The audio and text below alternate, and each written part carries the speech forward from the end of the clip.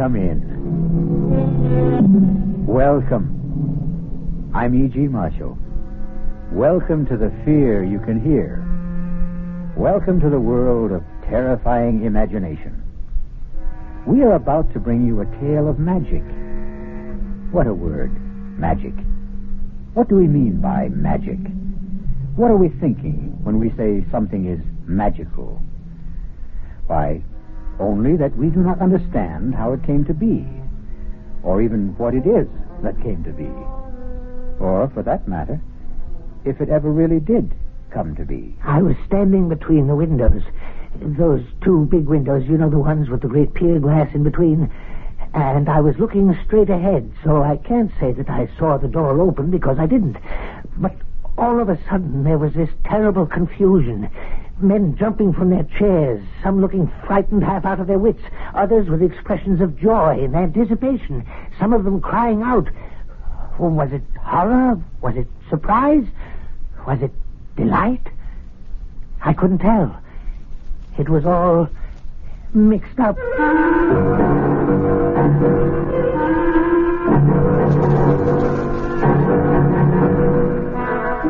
Our mystery drama, The Walls of Jericho, was written especially for the Mystery Theater by Elspeth Eric and stars Robert Dryden.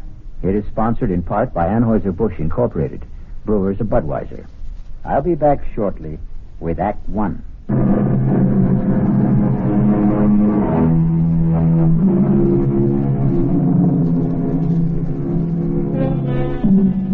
Anything can have magic. A name, a poem, a face, a touch, a phrase of music, a sudden silent thought that brushes across the mind. But it won't be captured. No, not magic. For magic merely happens. Watch out. Ready or not, here it comes. It's cold in here, don't you think, Cudworth? Well, Brindle's gone to fetch another log. We'd best hurry, or the fire will have burnt itself out completely. That's asking a bit much, isn't it? For Drendel to hurry? I suppose one shouldn't ask too much. Ah, poor old Drindle. How old is he now? What would be your guess, Ashley? I wouldn't hazard one. He's been steward at the club since before I became a member. Ah, here he comes. I don't like to see him carrying a log that size. Oh, Drindle. You wanted something, Mr. Ashley? Half an hour ago, Drindle, I asked for a brandy and soda. But you have your brandy, Mr. Ashley. But have I my soda? Haven't you? Oh, you haven't. I'll get it for you right away, sir. Right away. Possess your soul in patience, Ashley. The club should really start to think of retiring him, wouldn't you say? Start to think? That's all we ever do. We never actually get on with the thinking, do we? Oh, hello. Everybody, have you seen this? Who's making that racket? Higgins just came in. Oh, him. Have you seen it? Have you? Seen what, Higgins? Well, I just took it off the bulletin board, Winthrop. And now you're president of the club. You should be the first. Read it aloud. At 4:00 in the afternoon of January 12th, the devil will come down the chimney of the fireplace in the members' lounge. Let's see that. I just this minute took it off the bulletin board. Now, who's playing jokes around here? Now, who wrote this? Did anyone here put this notice up on the bulletin board? Let me see it, Winthrop. At 4:00 in the afternoon of January 12th, the devil will come down the chimney of the fireplace in the members' lounge. What the... that fireplace right there. How very interesting. Not interesting at all. Just a feeble attempt to be funny. But it wasn't on the bulletin board this morning. Well, it wasn't there an hour ago when I came in from dinner. Now, was it, Cudworth? Well, I certainly didn't see it. Well, somebody put it there. The devil could have put it there. Oh, rubbish. Well, he might have. He's very ingenious. I've heard. Let's not let ourselves be carried away, Higgins. Mr. Ashley, sir? What is it? Your soda, sir. Well, set it down. Drindle, have you seen this? Oh, what is it, sir? Mr. Higgins found it pinned to the bulletin board. Here, read it. At 4:00 in the afternoon, January 12th, the devil chimney of the fireplace in the members' lounge. Oh, what does it mean? It means that the devil will come down that chimney at 4 o'clock on January 12th. That's what it means. Oh, surely not, Mr. Higgins. Definitely not. It's a joke, isn't it? Of course it is. But, on the other hand... really, Cotworth, you and your other hand. let's mark it down as a joke until we know better. At least until then. Anyway, until the afternoon of January 12th at 4 o'clock.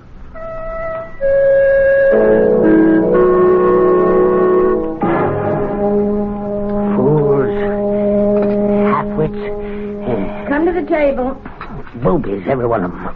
Now, your oatmeal will get cold. Those clods. Don't blame me if it's spoiled. I bamboozled them like the bunch of noodles they are. Anytime you'd care to state what you're talking about, I'm all ears, as the saying goes. Meantime, come sit down. Esteemed high and mighty members of the Ralph Waldo Emerson Gentlemen's Club, from the president, the exalted Mr. Amos Winthrop on down. Oh, them. Imbeciles.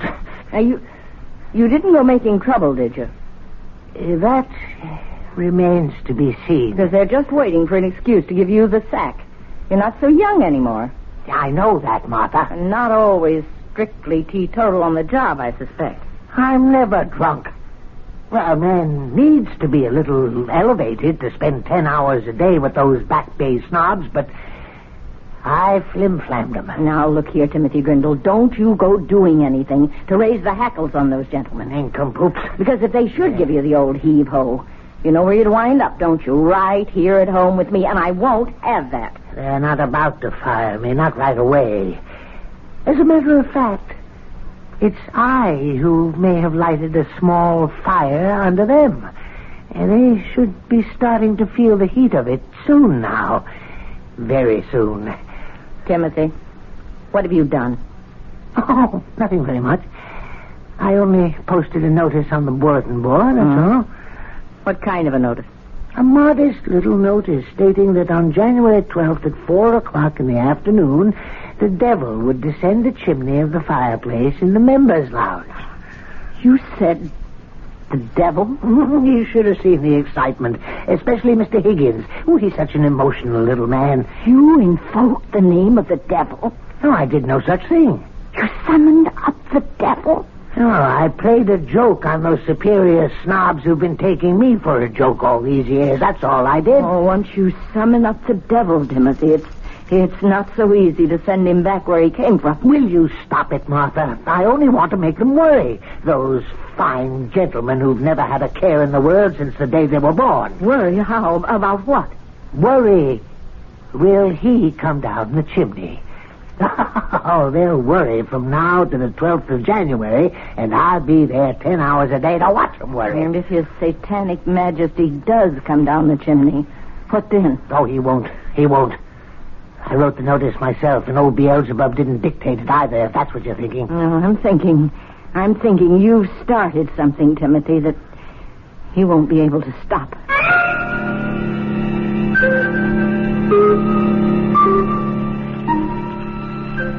Your coffee, Mr. Winthrop? Oh, thank you, Grindle. That's quite a fire you've got going there. I always try to keep up a good smart blaze, sir. Nothing special about this particular fire, Grindle? No, sir. It's January 12th, Grindle, and precisely 3 minutes before 4 in the afternoon. Is it indeed, sir? Oh, come off it, Grindle.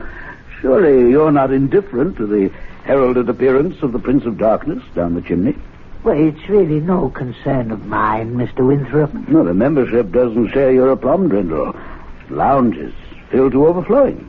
Oh, so it is, sir, and I'd best stir myself. Other gentlemen will be wanting coffee. Bring me a brandy, Grindle, if you have the time. All the time in the world, Mr. Higgins. Old Grindle's the only cool character in the room. Even Ashley, who thinks this whole thing's nonsense. Ashley doesn't even believe the devil exists, for goodness sakes.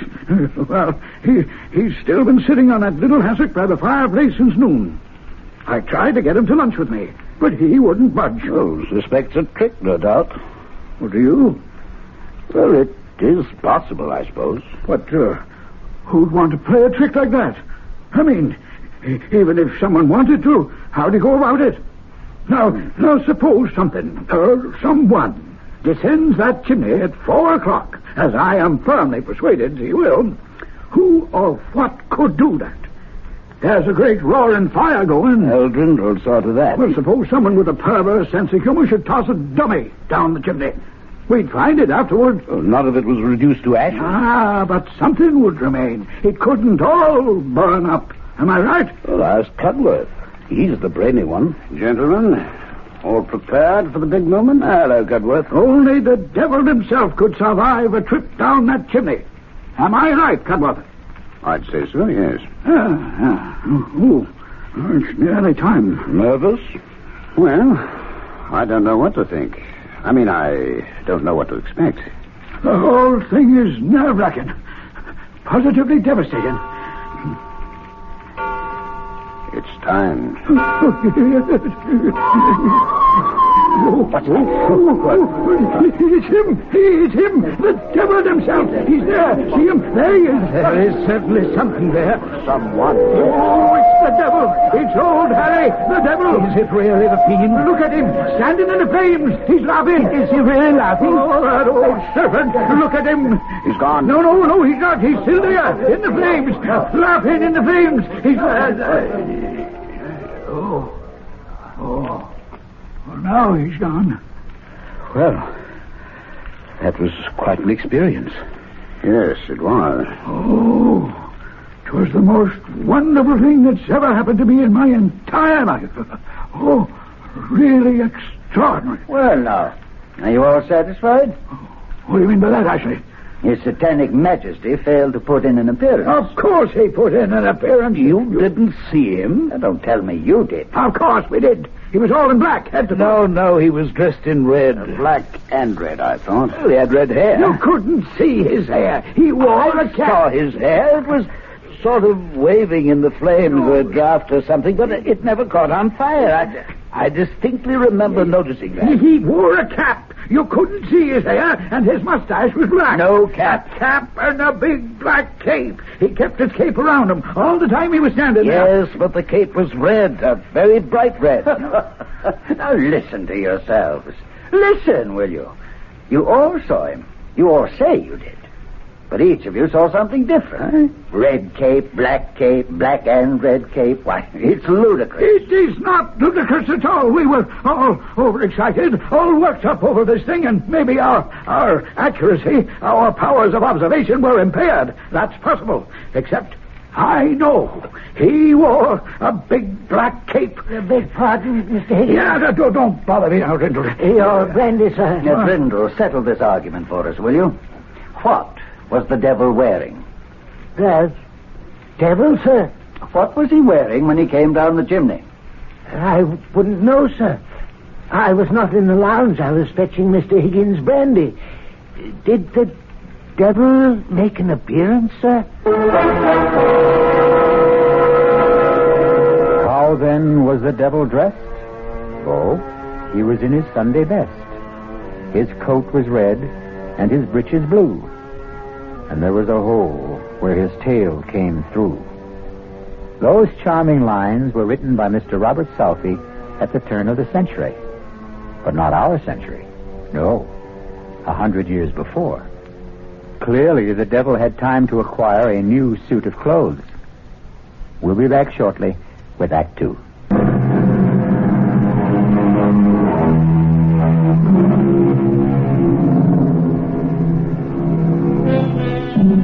Did the devil indeed descend the chimney of the Ralph Waldo Emerson Club in the afternoon of January 12th and stand laughing in the flames? There isn't complete agreement among the club members even now, more than a month later. Cudworth, I have to talk to you. Sit down, Winthrop. Have you seen it? I've seen it. It wouldn't do any good to take it down from the bulletin board, I suppose. Well, half the membership's already seen it and told the other half. Lightning strikes again. I never dreamed it would, did you? Well, it's a slightly different bolt of lightning this time. Not the devil. The white goddess, I believe the notice said. I copied it down. On February 8th, at 6 o'clock in the evening, the White Goddess will run naked through the members' lounge. Naked, eh? Cudworth, just who is the White Goddess? Daughter of Astarte, I believe. And, just who is Astarte? I'm sorry not to be up on these things, but it's not really in my area of concern. I believe Astarte is the goddess of fertility and sexual love. You don't say. That would account for her being naked, wouldn't it? Cudworth, do we still believe in such things?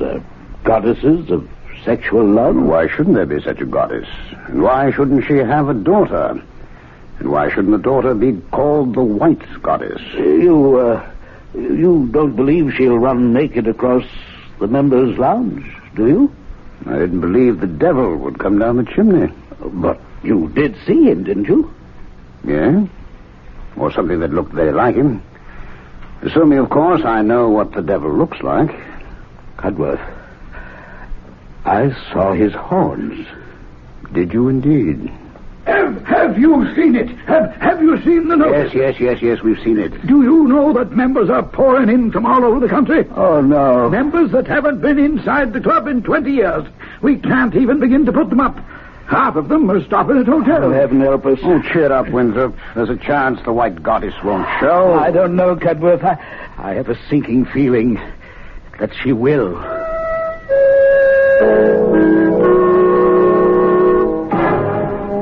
There isn't an empty hotel room in the whole of Boston. Why are you doing this, Timothy? What are you getting out of it?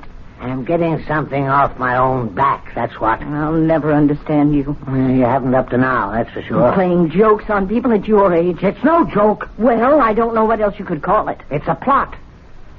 A plot to make them squirm, those fine gentlemen with their fancy ways. Why should they go through their entire lives without knowing a moment's uncertainty or a pang of anxiety? They're always so damn sure of themselves.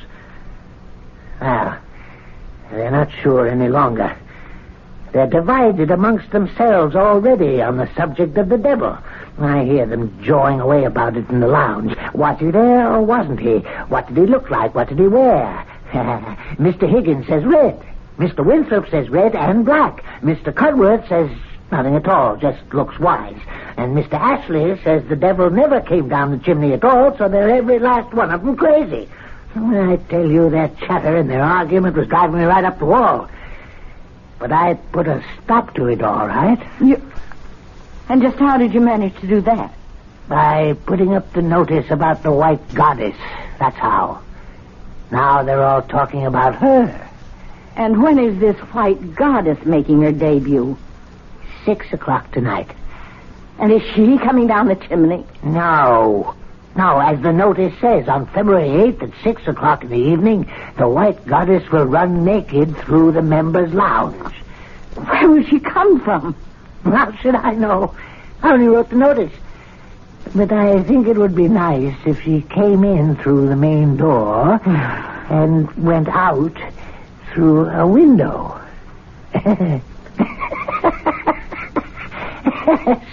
That would be rather nice.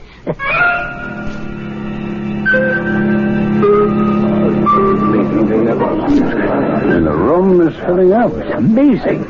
Oh, I don't know. It isn't often, if ever, any of us gets to see the White Goddess run naked across the lounge. You think they really believe? Well, who knows what they believe. Cudworth, do you believe? I'm here, as you see.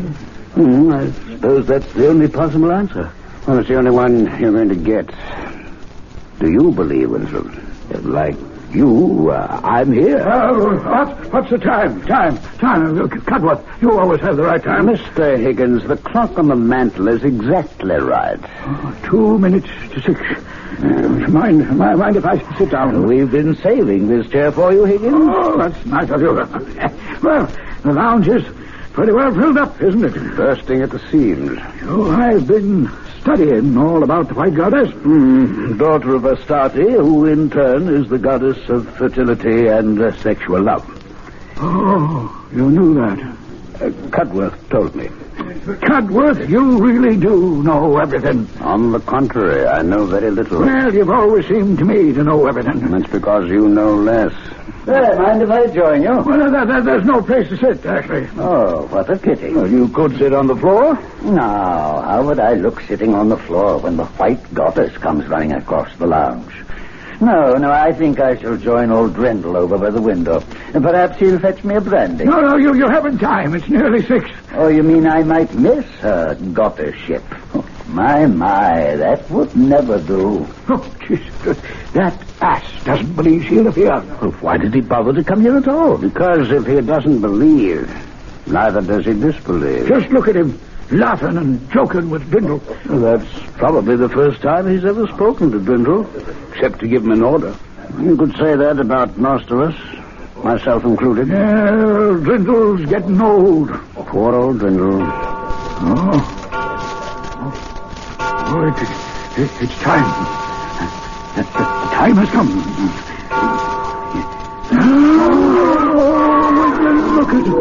Look at her. She's beautiful. Sublime. Oh, my goddess. Oh, heavenly thing. I never thought I should live to see anything so beautiful. The most exquisite thing I ever saw. Or ever shall see. Where did she go? She was here such a little time. She disappeared through the window. The wall, I think. No, through the window. The one back of where Ashley's standing with Drindle. I saw Ashley turn and look out the window just as she vanished. You don't think it's possible he saw her too? Oh, no. Not Ashley. Well, Ashley? What? If you can stop staring at the stars, I'd like to ask you something. Magnificent. Yes, the stars are magnificent, but I have something else in my mind. Well, what's troubling you, Cudworth? Why, nothing very much, Ashley. Is something troubling you? The way she disappeared. Simply melted into the astral light. Who melted into the astral light, Ashley? Why, the white goddess. Well, don't tell me you didn't see her. Oh, yes. I saw her. Radiant in all her nakedness. Glowing like mother of pearl. Her long hair flying out behind her. Oh, but then, you saw her. Yes. Now the others, did they see her? Oh, yes. Of course, so everyone must have seen her. Now, Drindle. Yes, sir? You saw her. No, Mr. Ashley. Oh, come now, Drindle. Of course you saw her. We were standing here together, side by side. I didn't see anything, Mr. Ashley. Now, don't tell me you didn't see anything, you old liar. Well, I was busy with something. You were not busy with something. We were standing here talking, and the clock struck 6, and the door opened, and she came in. And she ran. Her feet hardly touched the floor. Ran across the lounge to this window, this one right here.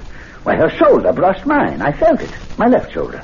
Now, don't tell me you didn't see her, or I'll break your back. Now, don't excite yourself, Ashley. The most beautiful spectacle it's ever been the good fortune of any of us to witness, and this numbskull Drindle stands there and tells me he didn't see it. He was busy with something. Oh, I won't stand for it. You listen to me, you fool. No, it's blasphemy. Unadulterated blasphemy for you to deny that you saw what I saw. What we all saw. Now, say it. Say you saw the white goddess run across this lounge, didn't you? Didn't you? You say it, or I'll choke the life out of you. Ashley, this is going too far. He saw her. I know he saw her. Mr. Ashley, please, you're choking me. He saw it. He's going to admit it. Ashley! Oh, why couldn't you stay out of this, Cudworth? Now, you might have killed him. Are you all right, Drindle? Yes. Yes, I'm all right. Oh, Ashley, go into the bar and buy yourself a drink. You need it. Yes, I need it. I need it, all right. You're sure you're all right, Drindle? Yes, quite sure, Mr. Cudworth. Oh, by the way, Drindle, did you see the white goddess or didn't you? You don't need to be afraid to tell me. Either way. I didn't see anything, Mr. Cudworth. You see, I was busy with something, and No, I didn't see anything at all.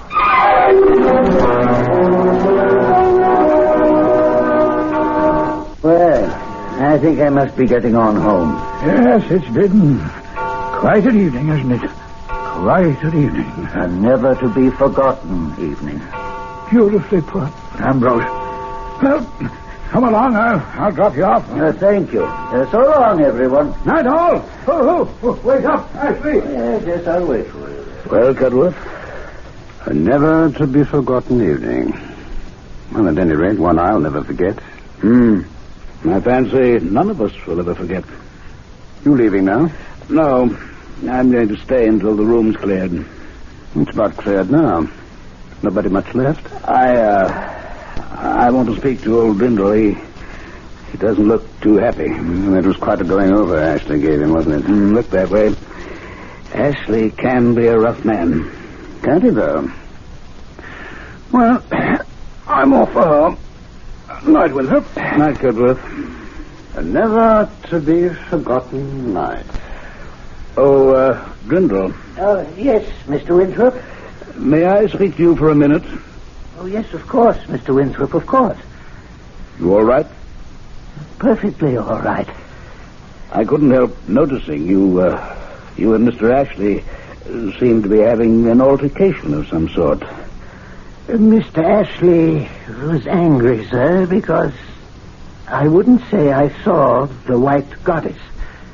And why wouldn't you say you saw the White Goddess? Because I didn't see her. But we all saw her, Brindle. Even Mr. Ashley saw her. She wasn't there. But, my dear man, she was there. She ran across the lounge all naked, just as the notice said she would. Now, why do you persist in denying it? Because I wrote the notice. Oh, now, Brindle. And I wrote the other one, too, about the devil coming down the chimney. I wrote them both, and I made them up out of my head. Why are you lying to me, Brindle? I'm not lying, sir. But of course you're lying. I don't know why you're lying. Perhaps to make yourself important in our eyes. I am not lying. But we all saw her, Brindle. It was the most exquisite moment of our lives. We saw her. Therefore, you're lying.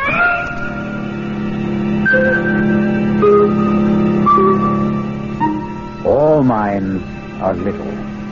In this great universe of ours, man is a mere insect as compared with the boundless world about him, as measured by the intelligence capable of grasping the whole of truth and knowledge.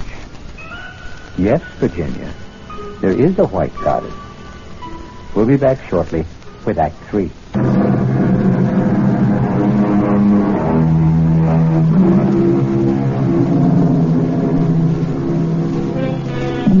Have you read your Shakespeare lately?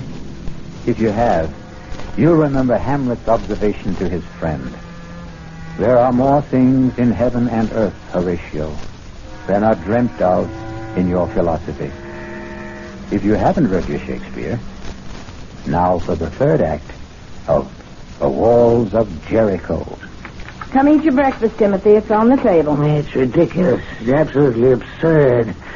They're trying to ruin me. Oh, he's off again. I never even turned around when I heard them whispering behind my back. Drindle's getting on. Poor Drindle. Drindle's had a drop too much. That part's true, all right. But when they call me a liar, and to my face, I don't have to take that. Who called you a liar? Mr. Amos Winthrop, the president of the club, the highest mucky-muck of all the high mucky-mucks, that's who. Well, what kind of a lie did you tell him? No lie. I told him no lie. I told him the God's own truth. That I had written those notices and put them up on the bulletin board. The one about the devil coming down the chimney and the one about the White Goddess running naked across the lounge as well. Why wouldn't he believe you? Because he's a fool. The biggest fool in a pack of fools. I said, why wouldn't he believe you? He says he saw the devil, saw him come down the chimney and stand in the flames, and that most of the others saw him too. All but Mr. Ashley and a few other disbelievers. Oh, you should never have invoked the devil. I told you that at the time. But even Mr. Ashley is saying that he saw the White Goddess run across the lounge. Radiant in her nakedness, he says, glowing like mother of pearl. Imagine Mr. Ashley talking like that. He says she brushed up against him against his shoulder, and then went out through the window and melted into the astral light. Mr. Ashley, of all people. Maybe it happened. How could it have happened when I made it all up? Well, come eat your breakfast. No, I can't. I'm too upset. You're more upset than they are. Those fine gentlemen you were going to teach a lesson. Oh, don't you worry. I'll fix them. I'll put up another notice. Oh, now, Timothy, don't start up again. Only this time I'll make it so crazy, so outlandish, they'll see that it's only a joke. They won't be able to help themselves. Yeah, now, let's see. Where's a pen? And a piece of paper. Now, what shall I... I need to get them excited, all worked up, waiting for something, and then the let down when it doesn't happen. That's what I'm after. Yes, I've got it. On March the 2nd at 5 o'clock... You see, they'll all be having drinks in the lounge about that time. At 5 o'clock, a leopard will enter... No, not a leopard. A tiger will enter the members' lounge. How's that? As long as you don't make it the devil. No, better yet. 3 tigers will enter the members' lounge. No, I don't like enter. It's too sedate sounding, too tame. Will come through the windows. Will crash through the windows. That's good. Crash through the windows of the members' lounge. There. That should put Mr. Winthrop in his place. Somehow, Timothy, I don't think you were born to put Mr. Winthrop in his place. That's where you're wrong, Martha. It's precisely what I was born for, and this'll do it. Wait a minute. I thought of something else. What now? Listen to this. On March the 2nd at 5 o'clock, 3 tigers will crash through the windows of the members' lounge, one of them carrying a chicken in his mouth. Oh. Yeah. How's that, Martha? Huh? How's that? Oh, that's perfect.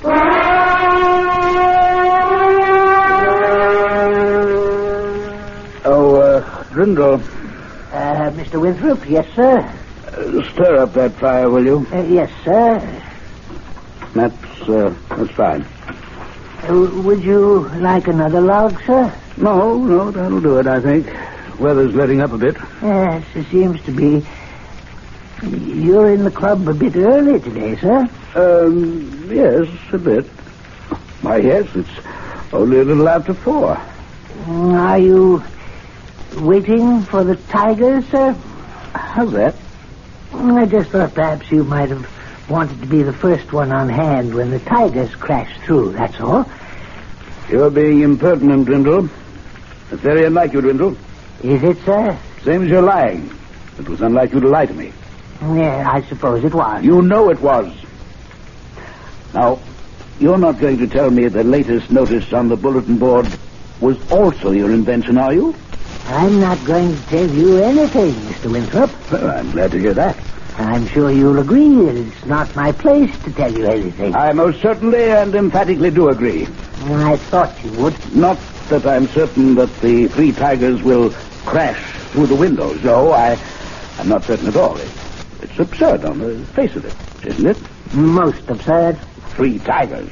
Well, now. Perfectly ridiculous. And one with a chicken in his mouth. It's laughable. Well, don't laugh, because it just may happen, precisely as the notice predicts. We simply do not know. I promise not to laugh.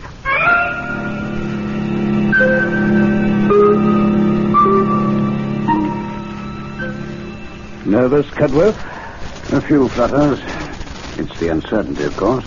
I've been here since 4 o'clock. Can you imagine that? I had a hard time staying away myself. I had a few sharp words earlier with Grindle. Sorry to say. The old man's getting very independent, very opinionated. Where is he? He's usually around taking drink orders by now. And he's standing over there by the main door looking very superior. We really have to retire that fellow, Cudworth. Winthrop! Cudworth, do you realize Do you realize people are standing outside on the sidewalk? This isn't a club matter anymore. It's spread all over the city. Oh, I can't say I care for that. It looks like hundreds of people. I tried to get Ashley to be with us for the great event, but he insists on his post by the window. Ashley by the window, old Drindle by the main door.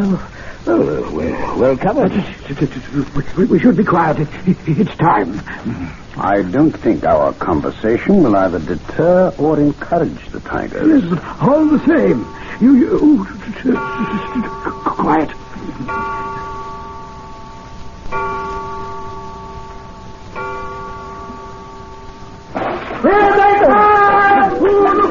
Oh, Lord Davis! No, there they are! Three of them! And one has the chicken in his mouth. They're making for the door. Out of the way, Grindle! Out of the way! Grindle! He doesn't see them!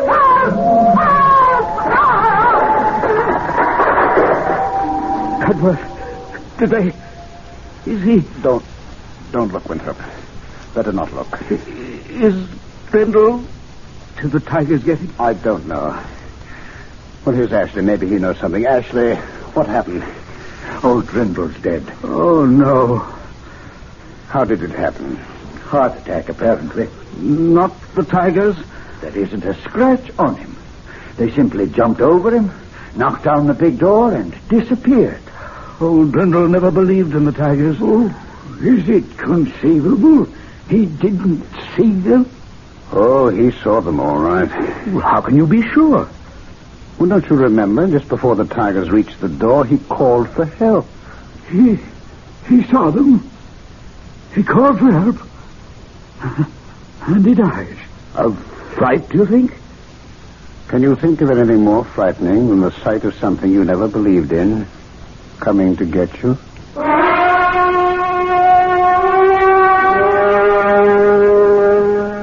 Let's step in here for a few minutes, gentlemen. We won't be disturbing you, Katie, if we use part of the lounge, will we? What happened in here, Mr. Winthrop? Who upset all the furniture? A little fracas, Katie, with some unexpected visitors. Let's set our drinks down here. Pull up chairs, everybody. There's a few that weren't overturned. Well, we'll have a new steward tomorrow. They're promoting someone from the dining room. You'll never hold a candle to Drindle, no matter who he is. Drindle was a good man. If you gentlemen are going to be using this room, I can clear out and come back later. Now, you go right ahead with your cleaning, Katie, if you don't mind sweeping around us. That's all right with me. There certainly isn't that.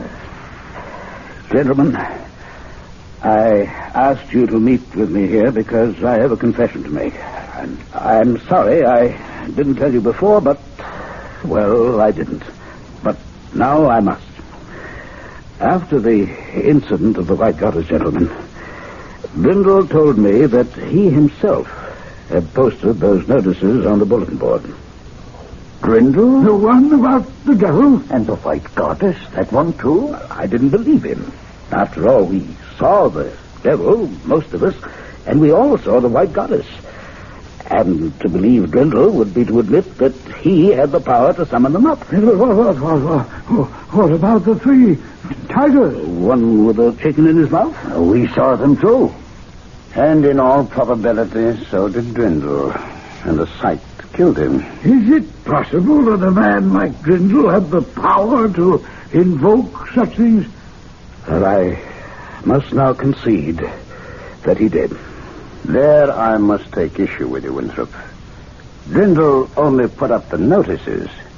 The power lay within us, the membership. I, for one, claim no such power. You, for one, have no such power, Ashley. Nor have I. Nor has Winthrop or Higgins or any member of the club separately or consciously. But unconsciously and collectively, the power is ours. Together and without knowing it, we can do such astounding things. Together and without knowing it, we are constantly doing astounding things, are we not? And always have. Both for good and for evil. I call your attention to the biblical story of the Battle of Jericho. we all know that stone walls cannot be shattered by a band of men marching round them, a final blast of trumpets, and a great shout. We know that. And yet it happened. The walls of Jericho fell. Why did they? Consider the circumstances. The Israelites outside the fortress city, the eagerness, the expectancy, and above all, the desire and the belief. Consider the steady tramp of marching feet. Consider the narrowed concentration of the marchers. No man divided in his mind, and no mind divided from the mind of any other man. Consider the psychic pressure created by such a congregation. Mass hallucination? It was no hallucination that Jericho fell to Joshua. No. I should call it mass projection. And that's what happened here? To us? We, all of us, acting in concert, projected these apparitions by the sheer force of our unconscious minds. Then we weren't wrong. We really saw them. The devil, the white goddess, The 3 tigers? one with a chicken in his mouth. We really saw them, even as the walls of Jericho really fell. Beg your pardon, sir. What is it, Katie? Look what I swept up over by the main door, sir. If I am not mistaken, they're chicken feathers. What's been going on here, sir?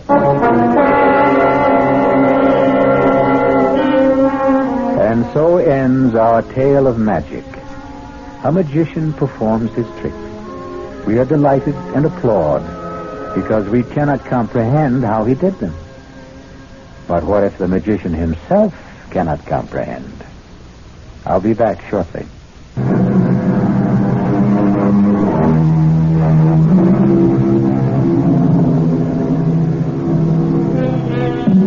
Seek to know the truth, for the truth shall make you free.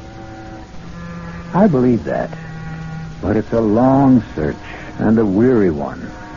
And let's be glad that a lot of mystery remains, and there's a little magic here and there along the way.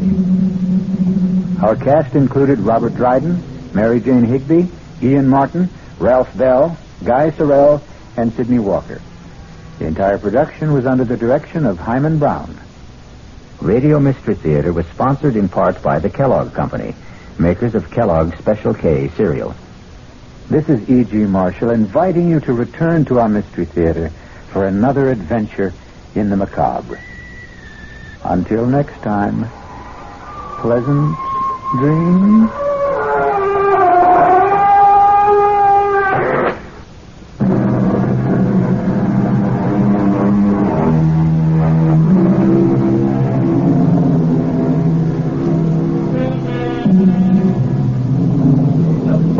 Mystery Theater was brought to you by ShopRite Supermarkets, where you get a lot more for a little less. By Suburban Savings, with offices throughout North Jersey, and by your New Jersey Dodge dealers.